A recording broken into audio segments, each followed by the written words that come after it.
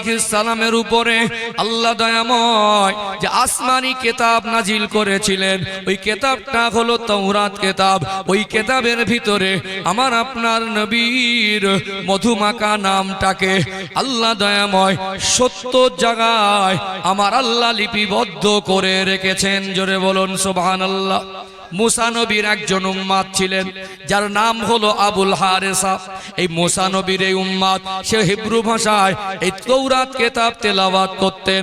আমরা যেরকম কোরআন শরীফ তেলাওয়াত করি কি করি না, আমরা আমাদের নবীকে একটু ভালোবেসি বাসি কি বাসি না, তেমনি মুসা আলাইহিস সালামের একজন উম্মাত ছিলেন, তিনি নেককা দিনদার ছিলেন।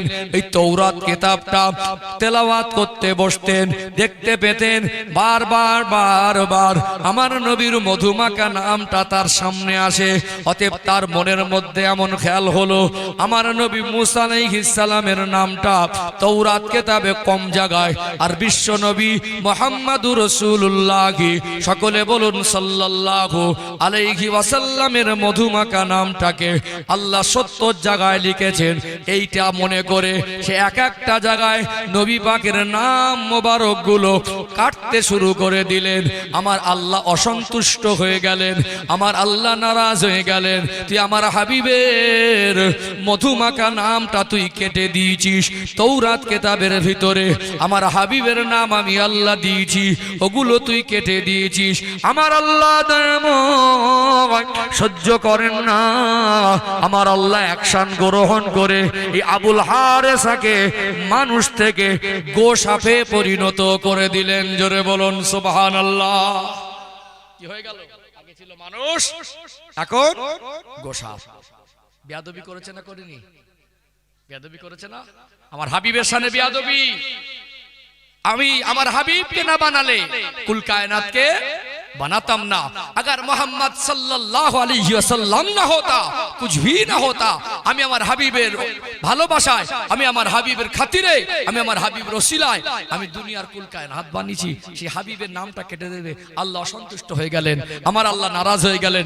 মানুষটাকে মুসা নবীর একজন উম্মত যার নাম আবুল হারেসা, মানুষটাকে মানুষ থেকে গোসাপে পরিণত করে দিলেন। আল্লাহর হাবিবের সামনে বেয়াদবি করলে আল্লাহ পাক সহ্য করেন না। ও ভাইজানেরা, সোনার মানিক যুবকেরা, আব্বারা মায়েরা, আল্লাহ নবী মুসা আলাইহিস সালাম আল্লাহ পাকের সঙ্গে ডাইরেক্ট কথা বলতেন কি বলতেন না? তার লাকাব হলো মুসা কালিমুল্লাহ, আল্লাহর সঙ্গে কথোপকথনকারী। তাওরাত কিতাবটা ওই নবী পাকের নাম কেটে দেওয়ার কারণে আবুল হারেসা গোসাপে পরিণত হয়ে গেল। মুসা আলাইহিস সালামকে অনুসন্ধান করতে লাগলেন। এখন যদি গোসাপ জনগণের মাঝে আসে, মানুষ তাকে মেরে ফেলার চেষ্টা করবে কি করবে না? আসলে তো মানুষ, কিন্তু সে গোসাপে পরিণত হয়ে গেল। মুসা আলাইহিস সালাম তিনি আল্লাহর সঙ্গে তুর পাহাড়ে কথা বলতে যেতেন, আল্লাহর সঙ্গে তানার কথা হতো। এই আবুল হারেসা এ বেচারা খুব বিপদে পড়ে গেল। আস্তে আস্তে একটা জায়গায় গিয়ে অপেক্ষা করতে লাগলো। এই রাস্তা দিয়ে আল্লাহ নবী হযরত মুসা আলাইহিস সালাম আল্লাহর সঙ্গে কথা বলতে যাবেন। আমি তো অন্যায় করেছি, আমি তো আল্লাহর পিয়ারা হাবিবের নাম, শেষ জামানার নবীর মধুমাখা নাম হযরত মুহাম্মদ মুস্তাফা সাল্লাল্লাহু আলাইহি ওয়াসাল্লামটা কেটে দেওয়ার কারণে, আমার নবীর নামে আঘাত করার কারণে গোসাপ হয়ে গেছে। এখন ভাবছে আল্লাহ কি আমাকে সুস্থ করে দেবে না? লোকালয়ে আসতে পারছেন না। তুর পাহাড়ের যে রাস্তা দিয়ে আল্লাহ নবী মুসা আলাইহিস সালাম যেতেন, ওই রাস্তার কাছে অপেক্ষা করছেন। এবারে মুসা আলাইহিস সালাম যাচ্ছেন, পিছন থেকে সালাম দিয়ে ডাকেন, আল্লাহ নবী মুসা একটু দাঁড়িয়ে যান। আল্লাহ নবী মুসা একটু আমার দুটো কথা শোনেন।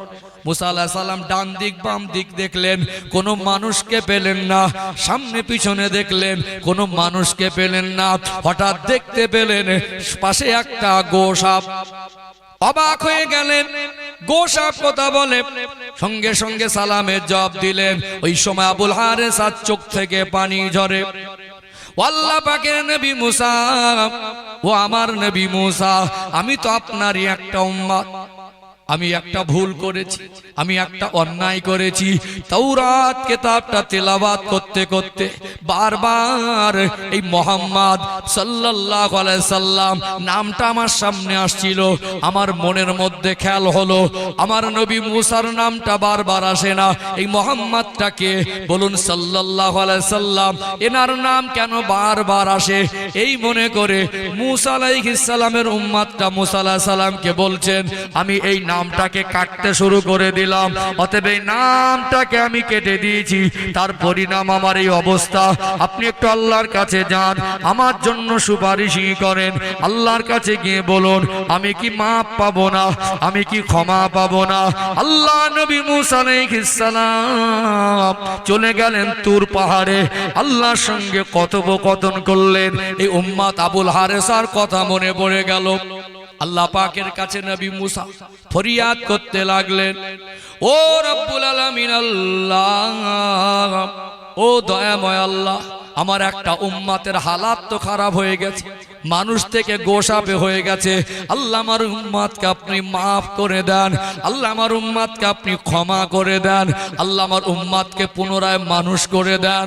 আল্লাহ বলেন, নবী মুসা, আমার হাবিবকে আমি আল্লাহ আমার সৃষ্টির মধ্যে সব থেকে বেশি ভালোবাসি। জোরে বলেন না। আমার হাবিবের মধুমাখা নাম আমি আল্লাহ নিজেই ৭০ জায়গায় তাওরাত কিতাবের মধ্যে দিয়েছি। ও আমার হাবিবের শানে বেয়াদবি করেছে, আমি আল্লাহ সহ্য করতে পারি না। ও তো আমার সঙ্গে বেয়াদবি করিনি, আমার হাবিবের নামের সঙ্গে বেয়াদবি করেছে, আমি আল্লাহকে ক্ষমা করব না, আমি আল্লাহকে মাফ করব না। মুসা আলাইহিস সালাম চলে যাওয়ার পথে ওই আবুল হারেসা গোসাপের রূপে রূপান্তরিত হয়ে মুসা আলাইহিস সালামকে বলতে লাগলেন, ও হযরতে নবী মুসা, আল্লাহ পাক আমার বিষয়ে কি বলেছেন? ওই সময় বলেছিলেন, আল্লাহর সঙ্গে তো আপনি বেয়াদবি করেননি, আল্লাহর হাবিবের সঙ্গে বেয়াদবি করেছেন, আল্লাহ আপনাকে ক্ষমা করেন নাই, আপনি গোসাপ হয়ে থাকবেন, মানুষ হতে পারবেন না। আল্লাহ নবীর কাছে আমার আরজ করতে লাগলেন, ও আমার নবী মুসা, আমি তো আপনারই উম্মত, আমি যদি গোসাপ হয়ে থাকি, আমি তো বেয়াদবি করেছি, আমি তো ভুল করেছি, আল্লাহ যদি আমায় ক্ষমা না করেন, আপনি আল্লাহর কাছে ফরিয়াদ করুন। আল্লাহর প্রিয় হাবিব, দয়ার নবী, মায়ার নবী যতদিন না দুনিয়া আসবে, আল্লাহ যেন আমাকে হায়াত দেয়। অতএব আমার হাবিবের কাছ থেকে ক্ষমা চেয়ে নেবেন, এই চিন্তা করলেন। আল্লাহর কাছে হযরতে নবী মুসা আলাইহিস সালাম দোয়া চাইলেন, আল্লাহ পাক তানার দোয়া কবুল করে নিলেন। আল্লাহ পাক এই গোসাপ আকৃতিতে আমার নবীর আসার আগ মুহূর্ত পর্যন্ত তাকে লম্বা হায়াত দিয়েছিলেন। আমার হাবিবের কাছে ক্ষমা না চাওয়া পর্যন্ত আল্লাহ আবুল হারেসাকে ক্ষমা করেননি। এটা হলো আমার আপনার নবীর সম্মান আর মাকাম। জোরে বলেন না সুবহানাল্লাহ। বেয়াদবি করছো, পরিণাম কিন্তু খারাপ আছে, কথা ঠিক না বেঠিক?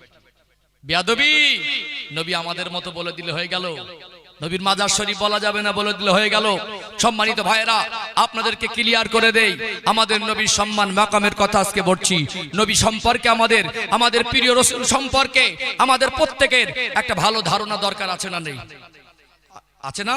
এই জন্য ব্যাখ্যা দেই, সাধারণ মানুষ আর নবীদের মধ্যে একটু পার্থক্য বোঝানো দরকার আছে না নেই? জানো, এই আওয়াজটা পৃথিবীর যে কোনো কোনায় যাবে, যে কোনো মানুষের কাছে যাবে, আমার যে কোনো ভাই বা আব্বার কাছে যাবে, যে কোনো মা বোনের কাছে যাবে, তাদের ইমানে যেন ঘাটতি এসে না যায়, তাদের ইমানটা মজবুত হবে। সাধারণ মানুষ আর নবীদের মধ্যে পার্থক্য বলবো? তিনটে পার্থক্য বলি। নবী যারা হবেন তাদের মধ্যে তিনটে বৈশিষ্ট্য থাকবে, যে তিনটে বৈশিষ্ট্য সাধারণ মানুষের মধ্যে নেই। যে নবী বলে দাবি করবেন, যিনি নফানা লাকা যিকরক, আমি আমার হাবিবের জিকির সম্মান মর্যাদা মর্তবা মাকামকে বৃদ্ধি করেছি, আল্লাহ আমার নবীর সম্মান বৃদ্ধি করেছে। পৃথিবীর কেউ চাইলে আমার নবীর সম্মানকে ছোট করতে পারিনি, আর কিয়ামত পর্যন্ত পারবেও না। এখন আল্লাহ যে বৃদ্ধি করেছেন, কতটুকু বৃদ্ধি করেছেন, এইটুকু একটু ব্যাখ্যা দেওয়া দরকার আছে না নেই? আছে না? আমি 5টা পয়েন্ট তুলে ধরবো ইনশাআল্লাহ, তাতে আমাদের প্রত্যেকের ধারণা ক্লিয়ার হয়ে যাবে। একদম ধাপে ধাপে বোঝাবো। 1 নাম্বার পয়েন্ট, নবীর সম্মানকে আল্লাহ কতটা বাড়িয়েছেন একটু জানতে মন চায় কি চায় না? আমরা 2 ঘন্টার জন্য বসেছি, 4 ঘন্টার জন্য বসেছি, যে নবীর সম্মান মাকামের কথা আলোচনা করছি, সেই নবীর সম্মান মাকামের কথা 2 সপ্তাহ, 2 মাস, 2 বছর, 200 বছরে শেষ করা সম্ভব নয়। তাহলে আমাদের কাছে তো 200 বছর নেই, আমাদের কাছে 2 সপ্তাহ নেই, তাহলে আমরা কি করব? আমাদের 2 ঘন্টার মধ্যে এমন কিছু তথ্য আমরা জেনে নেব যাতে আমাদের মোটামুটি ধারণা হয় যে কত সম্মান আল্লাহ পাক আমার হাবিবকে দিলেন। কথা ঠিক না বেঠিক? 1 নাম্বার 5টা পয়েন্ট তুলে ধরবো ইনশাআল্লাহ। আমরা জানি আল্লাহ হলেন সৃষ্টিকর্তা, তামাম কুল কায়নাতের স্রষ্টা। তিনি কে? সবাই মিলে বলেন আল্লাহ। আল্লাহ কেমন আমরা কি সরাসরি কেউ দেখেছি? আমাদের নবী ব্যতীত, আমাদের রসুল ব্যতীত, আমার পেয়ারা হাবিব ব্যতীত আমার আল্লাহ কেমন সরাসরি অন্য কোন নবী রসুল দেখেছে? কোন ফারিস্তা দেখেছে? আল্লাহ কেমন কেবলমাত্র একমাত্র আমাদের নবী ছাড়া, আমাদের রসুল ছাড়া আর কেউ আল্লাহকে সরাসরি দেখেননি। আল্লাহ আমার হাবিবকে ছাড়া আর কাউকে সরাসরি দেখা দেননি। আল্লাহ তার প্রিয় হাবিবের সম্মান মাকাম মর্যাদা এত বাড়িয়েছেন, এত বেশি ভালোবাসেন। আল্লাহ স্বয়ং নিজে আমার রসুলকে দাওয়াত করে আল্লাহর দরবারের মেহমান করে সরাসরি দিদাত দিয়েছেন। জোরে বলুন, জোরে বলেন সুবহানাল্লাহ। নারে তাকবীর, নারে তাকবীর, নারে রিসালাত। আল্লাহ দেখা বৈশিষ্ট্য আমার নবী ছাড়া আল্লাহর 18,000-এর বেশি যদি সৃষ্টি থাকে, আল্লাহকে কেউ সরাসরি দেখেননি, আমার নবী যেভাবে দেখেছেন। অতএব এটা কি আমার নবীর স্পেশাল সম্মান নয়? কি বোঝা গেল? 1 নাম্বার। 2 নাম্বার, সম্মানিত ভাইরা, দুনিয়ায় মানুষ যত বড় নেতা হোক, যত বড় পরিচয়ওয়ালা মানুষ হোক, তার পরিচয় পরিচিতি যত বড় হোক, তার জন্মের পরে তার পরিচয় ঘটে, তাই না? নরেন্দ্র মোদীর জন্মের আগে তার কোনো নাম চিহ্ন দুনিয়া ছিল কি? দুনিয়ায় বড় বড় অন্যান্য দেশের রাষ্ট্রপতি, তাদের দুনিয়ায় মানুষ চেনে না? এক একটা দেশের রাষ্ট্রপতিকে, একটা দেশের প্রধানমন্ত্রীকে মানুষ চেনে কি চেনে না? তাদের জন্মের আগে তাদের কোনো নাম চিহ্ন ছিল না। দুনিয়ার কোনো বৈজ্ঞানিক, দুনিয়ার কোনো কবি, দুনিয়ার কোনো বিখ্যাত ডাক্তারের জন্মের আগে তাদের কোনো নাম চিহ্ন হয় না। বলুন, আমাদের দিয়ে বলি, আমার জন্মের আগে আমার কোনো নাম চিহ্ন দুনিয়ায় ছিল? অস্তিত্ব ছিল না। কিন্তু আল্লাহর প্রিয় হাবিব দুনিয়ায় আসবার হাজার হাজার বছর আগে আল্লাহ তার প্রিয় হাবিবের নামটা এই মানুষ জাতির কাছে নবীদের মাধ্যম থেকে প্রচার করেছেন। জোরে বলুন, জোরে বলা যায় না সুবহানাল্লাহ। অতএব এখানে একটু দলিল দেই, দরকার আছে না? দরকার, দলিল ভিত্তিক আলোচনা করতে হবে। হাতে একদল মানুষ আছে, এরা সব সময় কি বলে, মানে আমরা নবীকে ভালোবাসি বলে ওরা সব সময় দলিল খুঁজতে চায়। আমরা দলিল দিয়েই কথা বলি। কথা ঠিক না বেঠিক? যুগ যুগ ধরে আল্লাহ নবী রসুল পয়গম্বরদের পাঠিয়েছেন। আল্লাহ পাক বহু নবী রসুলকে পাঠিয়েছেন। এর মধ্যে অন্যতম একজন হলেন হযরত নবী মুসা আলাইহিস সালাম। নাম শুনেছেন? 4টে আসমানি কিতাব আল্লাহ পাক নাজিল করেছিলেন, তাওরাত, জবুর, ইনজিল, কোরআন শরীফ। এই তাওরাত কিতাবকে আল্লাহ পাক নাজিল করেছিলেন হযরত নবী সাইয়্যিদনা মুসা আলাইহিস সালামের উপরে। আর এই তাওরাত কিতাবটাকে আল্লাহ নাজিল করেছিলেন হিব্রু ভাষায়। কি ভাষায়? হিব্রু ভাষায়। তাহলে আমার নবী দুনিয়ায় আসেননি, কত বছর পর আসবে, কয়েক হাজার বছর পরে আসবেন। কিন্তু নবীর এই নামটা ওই তাওরাত কিতাবে 70 জায়গা আল্লাহ পাক লিখে রেখে দিয়েছিলেন। জোরে বলুন, জোরে বলা যায় না সুবহানাল্লাহ? আর একটু প্রাণ ভরে হয় না সুবহানাল্লাহ? নারে তাকবীর। তাহলে এমন একজন মহামানবের সন্ধান দিক পৃথিবীর মানুষ, আজকে চ্যালেঞ্জ করুন, এমন একজন ব্যক্তির নাম বলুন দুনিয়ায় তার আসার আগে তার নাম ছিল। আমার রসুলকে আল্লাহ এত বেশি ভালোবাসেন যে নবী দুনিয়া আসার আগে তার মধুমাখা নামটা ধরে প্রত্যেকটা নবী রসুল প্রচার করেছেন। জোরে বলুন, এটা নবীর স্পেশাল সম্মান নয়? স্পেশাল সম্মান কি সম্মান নয়? তাহলে 2 নম্বর বুঝতে পেরেছেন? 2 নম্বর। 3 নাম্বার, সম্মানিত ভাইরা, নবীর সম্মানের মাকাম বোঝাচ্ছি, দরকার আছে না নেই? সেই নবীকে ভালো না বাসা পর্যন্ত আমরা প্রকৃত ঈমানদার হতে পারবো না। সেই নবী সম্পর্কে আমাদের জানা দরকার আছে। সেই নবীকে কতটুকু ভালোবাসবো আমরা? আমাদের নবীকে কবরের জগতে জিন্দা মানি। আমরা কি বলি? আমাদের নবী হলেন হায়াতুন নবী। কথা ঠিক না বেঠিক? আল্লাহ আলামে বারজাকে, বারজাকি জীবনে আমার নবীকে জিন্দা রেখেছেন। সমস্ত নবীরাই কবর জগতে জিন্দা আছেন। অতএব একদল মানুষ এটা মানতে চায় না। অতএব সেই সম্মান মাকামের কথা একটু আপনাদের জানানো দরকার আছে না নেই? আছে না? সম্মানিত ভাইরা, 3 নাম্বার পয়েন্ট তুলে ধরছি। দেখবেন দুনিয়ার মানুষ যখন খ্যাতি অর্জন করে, যখন খ্যাতি অর্জন করে, নাম অর্জন করে, মানুষ তার জীবনী লেখে না? আমার পরিচয় হয়তো পশ্চিম বাংলার কয়েকটা জেলায় থাকতে পারে, কিন্তু সারা ভারতে নেই। হয়তো ভারতবর্ষের একজন বিখ্যাত ডাক্তার থাকতে পারে, ভারতের মধ্যে বিখ্যাত, কিন্তু চীনের মানুষ তাকে না চিনতে পারে, ইরাকের মানুষ তাকে না চিনতে পারে, একজন লন্ডনের বিখ্যাত মানে ডক্টরকে লন্ডনের মানুষ চিনতে পারে, অত ওই লোকটার পরিচয় পরিচিতের অন্য কোনো রাষ্ট্রে না থাকতে পারে, কিন্তু আমার নবীকে আল্লাহ তো সম্মান মাকাম দিলেন। আল্লাহ নবীর মধুমাখা নাম মোবারকটা পৃথিবীর কোনায় কোনায় যেখানে রাষ্ট্র আছে, যেখানে দেশ আছে, সেই রাষ্ট্রে সেই দেশে আমার নবীর নামটা পৌঁছে গেছে না যায়নি? গেছে না? ওয়ারাফা'না লাকা যিকরাক, আমার হাবিবের জব জিকির সম্মান মর্যাদা বাড়ালেন তিনি কে? আল্লাহ। তারপরে আমরা দেখেছি মাঝে মাঝে আমরা আল্লাহ ওয়ালাদের জীবনী কিনে পড়ি কি পড়ি না?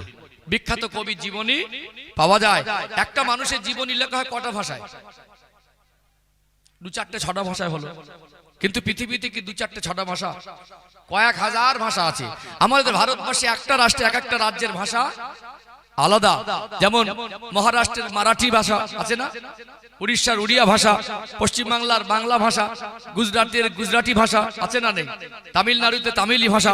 আমাদের এই এক দেশে কত ভাষাভাষীর মানুষ বসবাস করে, কিন্তু গোটা বিশ্বে কত ভাষা আছে বলেন তো? তারপরে আঞ্চলিক ভাষার মধ্যে একটা তারতম্য থাকে। কিন্তু দুনিয়ার এরকম মহামানবের আর সন্ধান কিয়ামত পর্যন্ত কেউ দিতে পারবে না যে একজন নবী আমাদের রসুলের জীবনী এত বেশি ভাষায় লেখা হয়েছে আর এত বেশি পিস পাওয়া যাবে।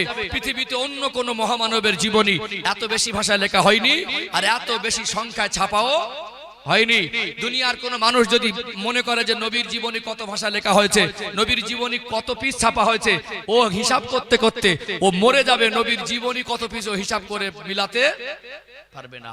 এটা আমার নবীর স্পেশাল সম্মান। জোরে বলুন সুবহানাল্লাহ। ওয়ারাফা'না লাকা যিকরাক, আল্লাহ পাক আমার হাবিবের সম্মান মাকাম মর্যাদা বাড়িয়েছেন না বাড়ায়নি? তাহলে আরেকটা পয়েন্ট বলি ইনশাআল্লাহ, তারপর ইনশাআল্লাহ সুর টান একটু না দিলে বাংলার মানুষের আবার একটু মন ভরে না। প্রত্যেক জিনিসই সুন্দরই ভালো লাগে, আর সুর টানটা একটা অজের সৌন্দর্য, তাই তো নাকি? সব দিকটা বোঝা রাখতে হবে। আরেকটা কথা বলি, আচ্ছা বলুন, দুনিয়ায় মানুষের যখন মরণের সময় হয় আমাদের কাছে আজরাইল আলাইহিস সালাম পারমিশন নেবেন? নেবেন না। কিন্তু আল্লাহ তার প্রিয় হাবিবের সম্মান মাকাম মর্যাদাটাকে এত বেশি বাড়িয়েছেন। আল্লাহ তার প্রিয় হাবিবের ওফাতের মুহূর্তে আজরাইল আলাইহিস সালামকে ডেকে বলেছিলেন, মালিকাল মাউত, আজরাইল আপনি আজকে যাচ্ছেন আমার প্রিয় হাবিবের দরবারে, খবরদার যেন আমার হাবিবের সামনে বেয়াদবি না হয়। আপনি যাবেন, আমার হাবিবকে সালাম দেবেন, আমার হাবিবের কাছে পারমিশন চাইবেন।